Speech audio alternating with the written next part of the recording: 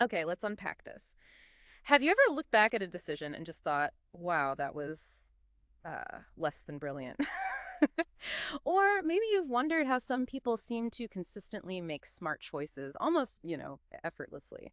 Today, we're taking a deep dive into the art and science of, well, basically avoiding stupid decisions. We're drawing profound insights from Keith J. Cunningham's book, The Road Less Stupid: Business and Life Wisdom. Our mission for you, our listener, is pretty simple: to extract actionable wisdom on how to do fewer dumb things, really focusing on cultivating rational, thoughtful decision making over those impulsive, kind of emotional responses. As John Wayne famously put it, and it's a quote that opens the book: life is tough, but it's much tougher if you're stupid. We're here to help you navigate that road with, hopefully, a clearer head. And that rings so true, doesn't it? I mean, what so often derails our progress, it creates many of our problems. It often stems from something that sounds positive, like excessive optimism, or that belief in magic pills, quick fixes without real effort. We have this natural human tendency to gravitate towards impulsive, what the source calls glandular decisions, instead of truly thoughtful, rational ones. Think of it as those gut reactions, right? Those knee-jerk responses where your emotions are driving the bus, not your rational mind. Warren Buffett has a compelling insight on this. He says that emotions and intellect work inversely. When emotions go up, intellect goes down. He even positions optimism as the enemy of the rational investor. So the interesting takeaway here is how often we abandon critical thinking. We opt for comfort zones, the path of least resistance, and, well, that craving for instant gratification. This deep dive is designed to offer you a shortcut, really, to overcoming precisely that human inclination. Now, here's where it gets really interesting. You might think success comes from making these, I don't know, brilliant, earth-shattering moves, Yeah. those grand slam home runs, right? Right. But the source material suggests something quite different. Success often comes not from genius moves, but from simply avoiding significant errors. This is a profound shift for many of us, isn't it? You really. We're conditioned to chase the next big thing, but the real leverage, the book suggests, is in systematically eliminating blind spots and consistently getting on base, avoiding those costly strikeouts. This ties directly into Warren Buffett's counterintuitive daily habit. He insists on a lot of time being spent thinking, almost every day, to just sit and think. That quiet, deliberate time, that's his secret weapon. It's remarkably rare, though, in today's constantly connected, fast-paced world to see that kind of intentional thinking time. Most people are just reacting to the next notification or crisis. Economist Peter Bernstein has a cautionary statement that connects directly to this. The riskiest moment is when you think you are right. That overconfidence can be a real trap. The source we're looking at provides a clear, actionable framework for cultivating this vital thinking process, moving you from simply reacting to, like, intentionally creating your path forward. And that framework is built on what the book calls the 5 core disciplines of thinking time. Let's walk through them as they really build on each other. Okay, our first deep dive into this thinking process is about uncovering the right questions. Discipline 1, find the unasked question. The book emphasizes that inferior questions lead to tactical or, well, unattractive choices. Often questions remain unanswered simply because the question was never asked. Think about it. If you're asking, how can I cut costs? When the real problem is, how can I innovate to stay relevant? You're asking the wrong question entirely. Totally the wrong question. The trick here is to reframe problems by asking, how might I? Because, as the book reminds us, having the right answer is smart. Having the right question is genius. And Peter Drucker warned, the truly dangerous thing is asking the wrong question. Building on that point, this discipline isn't just about finding a question. It encourages a fundamental reevaluation, a real deep look. It pushes you beyond those superficial inquiries to design truly better, more penetrating questions that get to the heart of the matter. It's about peeling back the layers, to discover what you don't know you need to know. Right. Moving on to the second discipline, the book really zeroes in on root causes. Discipline 2, separate the problem from the symptom. The book uses a great analogy here. Find the drip, fix the leak. Simple, right? Yeah, very vivid. That feeling of dissatisfaction or the gap between where you are and where you'd like to be isn't the problem itself. It's merely a symptom. The actual problem is the obstacle residing within that gap. The obstacle. Okay. And our natural tendency is to seek obvious answers and tactical solutions to alleviate the discomfort of the symptom. But, as the source points out, bad questions beget wrong answers. And we're often told, don't confuse activity with productivity. Busy work doesn't solve things. No, definitely not. If you misdiagnose the problem, you'll end up designing solutions and building machines for the symptoms rather than the actual issue. Here's a direct and relatable example from the book. If I weigh too much is the symptom. Okay. The underlying problem isn't the number on the scale, it's a lack of discipline, consistent diet, and exercise. It's the blunt truth. You can't out-exercise a bad diet. Ouch. But true. Identifying that root requires brutal honesty, penetrating questions, and often, getting input from others, peer input. This really underscores that sustained forward progress hinges on precisely identifying where you are, your goal, and, crucially, the specific obstacle preventing you from reaching it. It raises an important question for you, the listener. Huh. Are you solving for what you see on the surface or what's truly causing the issue? Good question. Okay, discipline 3. Track assumptions. This is a concise but absolutely critical step. You must validate assumptions. The key self-question to ask is, what don't I see? What are the hidden beliefs guiding my actions that might not actually be true? It's interesting, isn't it? Unexamined assumptions are inherent blind spots in our thinking. Yeah. We all have them. Challenging them isn't about being negative or, overly cautious. It's about opening new perspectives and uncovering risks or even opportunities you didn't even know existed. It's about questioning the knowns to discover new realities. Well, right, peeling back another layer. Okay, discipline 4. Consider second-order consequences. This is about clarifying risks and understanding the possibility and cost of being wrong. The crucial questions to ask are, what is the upside? What is the downside, or what could go wrong? And crucially, can I live with the downside? That last one's key. Absolutely. The source gives an unforgettable, disastrous example that perfectly illustrates this. The venomous king cobra debacle in colonial New Delhi. Oh yeah, that story's wild. Isn't it? The British offered a bounty for dead cobras, intending to reduce the population. Sounds good on paper, right? Seems logical enough. But what happened? Clever breeders started farming them so they could collect more bounties. Yeah. Then, when the program was scrapped because of this, the farmers, no longer getting paid, just released all their cobras. Don't tell me. And the population exploded to twice its original size. Unbelievable. A classic unintended consequence. Exactly. That anecdote perfectly illustrates the unforeseen ripple effects of seemingly good ideas. Sometimes a solution can create a bigger problem than the one it was meant to fix. It's a powerful reminder to think several moves ahead. Indeed. That specific detail underscores the broader imperative of thinking several steps ahead in any decision, not just the immediate impact. It's like playing chess, right? You're not just thinking about your next move, but your opponent's response and their response to that, and so on. Good analogy. And finally, discipline 5. Create the machine. This is the culmination of all your thinking. Developing an executable plan and identifying required resources to solve that core problem. As the source states pretty bluntly, a good idea that can't be executed is a bad idea. Makes sense. Ideas are cheap. Execution is everything. It also introduces the paprika effect, which is about finding the subtle but critical element ruining your pie through careful thinking and observation. So maybe it's not the huge, obvious problem, but that one tiny process step or that overlooked customer complaint that's silently undermining everything else. Like finding the one wrong ingredient. Exactly. Remember, an option is an idea. A choice is executable. Measurement, the book tells us, is essential for sustainability and accountability. You can't manage what you don't measure. Even the best thinking needs a robust plan to become reality. Otherwise, it just stays an idea that never truly takes flight. So we've built the mental toolkit for avoiding stupid decisions. Now, let's see how these principles play out in often, where they were painfully absent in the messy reality of business and life. What does this all mean for us, beyond just following a process? Well, it's fascinating how many compelling anecdotes of colossal missed opportunities exist, and they're detailed in the source material. Get this. Warren Buffett, he invested full-time for 9 years before making his first million. 9 years. Wow, patience. Right. Or the astonishing fact that in 1979, Bill Gates offered to sell Microsoft to H. Ross Perot for $20 million, and Perot backed out. A company now worth, what, trillions? Oh my goodness, that's gotta sting. You think. And Yahoo passed on buying Google for $1 million in '98, and again at $3 billion 4 years later when Google was asking $5 billion. Today, Google's also worth roughly $1 trillion. Twice. They passed twice. Twice. and perhaps the most painful. Nolan Bushnell, the founder of Atari, famously declined a 33% stake in Apple for just $50,000. Oh, 50,000, no. missing out on a mind-boggling $334 billion profit potential.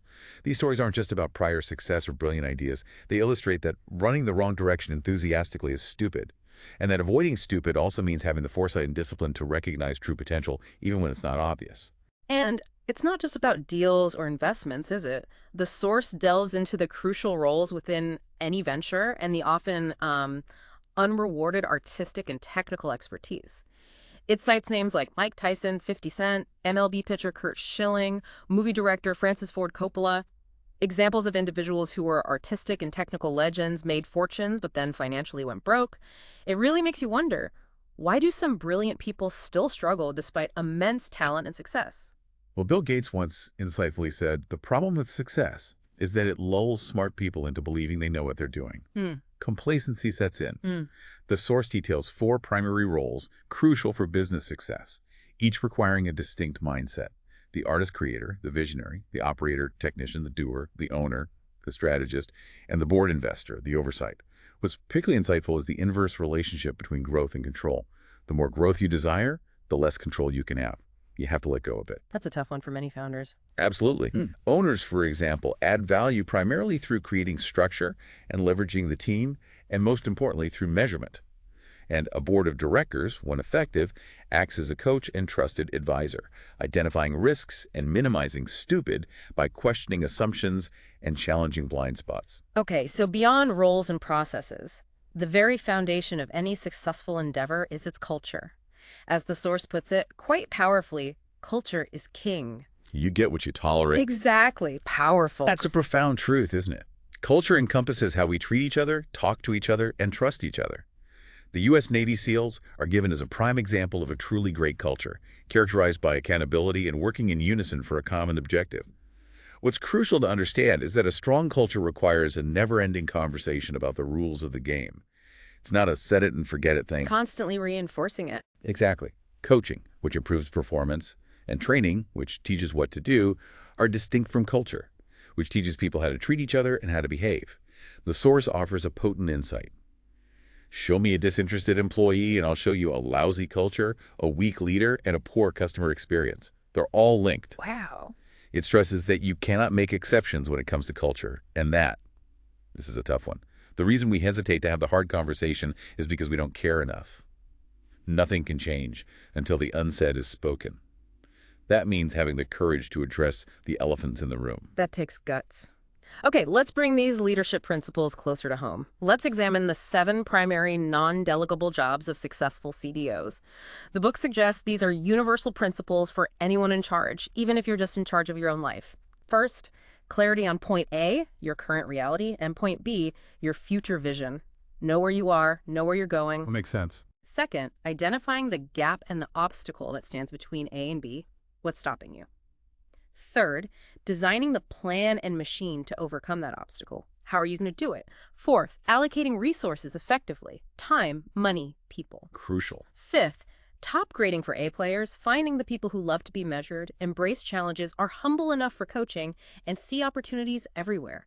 The stars. The right people on the bus. Exactly. Sixth, building organizational structure. And seventh, creating the culture through care, accountability, and a genuine desire for excellence. The CEO, it says, sets the example and tone, so show me a lousy culture and I will show you a lousy CEO. And the real power of those A players is that business success is highly dependent on who you hire and who you don't fire. They really drive things. They have that high internal emotional need to succeed, and they drive the organization forward. And to achieve success, what this framework highlights is that consistency requires measurement. Discipline requires standards. And execution requires resources. You need all 3. This also raises an important perspective. A crisis is a terrible thing to waste, as it often provides a rare opportunity for deep learning and necessary, sometimes painful, transformative change. Turning a negative into a positive. Okay, now let's talk financial discipline and risk mitigation. The source reminds us that no team has ever won the game with an offense-only strategy. You need defense too. Exactly. True progress can often be measured by losses avoided. Sometimes success is about not losing, Right. Mhm. The best way to avoid losses and to stay financially healthy, the book argues, is to sell too soon. Ooh, that's counterintuitive for a lot of people. Sell too soon. It is. It's a tough pill for many entrepreneurs to swallow, isn't it? How do you know when too soon is actually too soon and not just missing out on more growth? The book suggests it's a defensive posture to protect capital, preserve what you have. And zooming out, the source explains that a bad economy doesn't create financial problems, it just reveals them. The problems are already there, hidden. Ah, interesting. This is powerfully illustrated by the stark example of Lehman Brothers, a company with $1.4 trillion in assets, gone in 90 days, 90 days. Wow. due to one stupid decision and numerous unexamined assumptions. It highlights that prior success means absolutely nothing when the environment shifts dramatically. You gotta adapt. And when it comes to personnel, the message is equally clear. Never wait to address personnel issues or substandard performance. Don't put it off. Putting it off just poisons things. It's compelling how keeping mediocre people weakens the organization, emphasizing the imperative of continually upgrading your talent. The source uses a powerful historical example from 1949, the Man Gulch Fire in Montana. Remember this? 13 smoke jumpers died, clinging to the old right way. Carrying their heavy tools. Yeah, carrying their heavy tools while trying to escape a raging fire. Yeah. But the 3 survivors were forced to rethink the real problem. They lit an escape fire around them. Creating a safe zone. Exactly, providing a safe, burned-out area to lie down as the main fire jumped over them. This story vividly illustrates that new circumstances always require new skills and tools, fresh training, innovative solutions, superior team members. Survivors are always learning, innovating, and adjusting. It's about adapting or, well, perishing. Adapt or perish. Wow. The book also explores the distinction between goals and standards, explaining that goal setters tend to fall in love with the goal instead of falling in love with the things that need to be done to accomplish the goal. Focusing on the process, not just the outcome, it contrasts a should, which means doing your best, with a must, which means doing whatever it takes for goal attainment. A subtle but crucial difference in mindset. It is. And it's interesting how the book points out that fat and happy doesn't budge. That sense of complacency, it can be a real killer. Dissatisfaction or discomfort can actually be a powerful catalyst for change. Sometimes you need that push. Yeah, a little discomfort can be good. The source also discusses how being maniacally rigid about the ultimate vision can blind us to unplanned opportunities or alternate forms that might present themselves. Don't be too locked in. It urges you to remain nimble, inquisitive, and responsive to market demand, not just your internal dream. And for all the innovators out there, it also differentiates invention from innovation.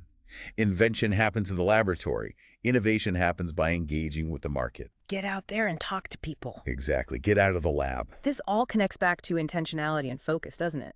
Warren Buffett famously said, the difference between successful people and the very successful people is that very successful people say no to almost everything. And that's because scaling mediocrity produces bigger piles of mediocrity, not success. Always optimize first. Fix the foundation before you build higher. Makes sense. If you're building on a shaky foundation, more building just means a bigger, shaky structure. And zooming out to the bigger picture of planning, Dwight D. Eisenhower's timeless wisdom rings true. In preparing for battle, plans are useless, but planning is indispensable. Love that quote. Me too. Edward Deming adds, if you can't describe the plan or the process to achieve that plan, you don't know what you are doing. And to underscore the need for realistic execution and continuous work, Mike Tyson famously quipped, everyone has a plan until I punch him in the face. Huh. Right. Reality hits hard sometimes. Meaning, you've got to be ready for the unexpected and adapt. Your plan needs flexibility. So after all this strategic thinking and planning, what does this mean for how we connect with the people we serve, our customers, and ensure we're delivering real value? Well, the source offers a simple yet powerful framework for attracting customers. It gives us a memorable way to think about this. First, FOWTW, find out what they want. FOWTW, okay. It's all about truly listening, anticipating problems, identifying pain points, discovering needs. Steve Jobs famously advocated, start with the customer experience and work backwards to the technology, customer first. Right. Once you know what they want, is JGI, go and get it, Mm-hmm. which is about building and designing those solutions. GAGI. Got it. And finally, GITT, give it to them. This is how you deliver the solution, the execution, and the experience. FOWTW, GAGI, GATT. Simple. Yeah, but what's crucial here is the reminder that value created but not delivered is of no value. Value delivered but not perceived is of no value. Both parts matter. Perception is key. Absolutely. Peter Drucker observed that the customer rarely buys what the business thinks it is selling, which means you must figure out why your target customers are not buying from you, not just why they are. What are the barriers? The source also briefly touches on three primary success propositions. Operational excellence, think Amazon's efficiency, customer intimacy, like Zappos' service, and product leadership, like Apple's innovation. And strategically advises that you should excel at only one of these success propositions, maintain parity at a second, and usually ignore the third. Focus your efforts. Don't try to be everything. Pick your lane. Got it. And on the financial health front, the book points out something pretty stark. Increasing revenue and sabotaging profits is a formula for poor. Top line isn't everything. It shares a striking piece of math that many find surprising. If your business has a 10% profit margin, a 2% price increase will have the same bottom line impact on profits as a 20% increase in revenue. Wow, say that again. 2% price versus 20% revenue. Yep, for the same profit impact, assuming a 10% margin. It really highlights the power of pricing and profit focus. Small changes can have big effects. That's huge. So, given all we've discussed, if you were to ask yourself right now, as the CEO of your own venture or even your own life, if my board of directors fired me and brought in a new CEO, what changes would they make? It's a powerful self-assessment question, isn't it? Puts things in perspective. It really does. Okay, so we've taken quite a deep dive through Keith J. Cunningham's The Road Less Stupid. We've covered everything from the perils of impulsive decisions to the liberating power of structured thinking time, building robust cultures, embracing adaptation, focusing on genuine value creation. Yeah, a lot of ground. The recurring themes have been consistency, measurement, courage, and continuous learning. So what does this all mean for you, the listener, as you navigate your own road ahead in whatever endeavor you pursue? Well, this really connects to a broader truth, I think. Yeah. In your life, you are the CEO of you. Simple as that. All these strategic and operational principles we've discussed, the discipline of thinking, the importance of culture, the need for clear plans and constant measurement, they apply directly to your personal accountability, your well-being, your journey. And it brings us to a crucial, often misunderstood distinction: the difference between success, happiness, and fulfillment. The source puts it simply: success is getting there, excellence is staying there. But what about the other two? Happiness and fulfillment. Yeah, it's an insightful point the book makes. Success, which is really about getting more of what you want, rarely creates lasting happiness or fulfillment on its own. It can be hollow. Pleasure, which stimulates our senses, is fleeting. We all know that. True happiness, the source suggests, comes only from gratitude. Because gratitude forces you to focus on the present, on what you already have, not what you lack. Being present. Okay. And true fulfillment, that deeper sense of purpose, is found through giving what you've got, through contribution. The triumph of happiness and fulfillment, then, is truly found through gratitude and contribution. It's not just about getting, it's about appreciating and giving. Gratitude and contribution. Powerful combination. So as you reflect on this deep dive and consider how to avoid your own stupid decisions, maybe consider these profound questions from the source. Questions that really challenge you to look beyond the immediate wins and focus on what truly matters. Is the world a better place because of me? Who loved me and who did I love? Was my life congruent with my beliefs? Did I walk the talk? Perhaps applying the wisdom from this deep dive isn't just about avoiding stupidity in business or your career, but about building a life that truly aligns with your deepest values and leaves a lasting, meaningful impact. Something to really think about.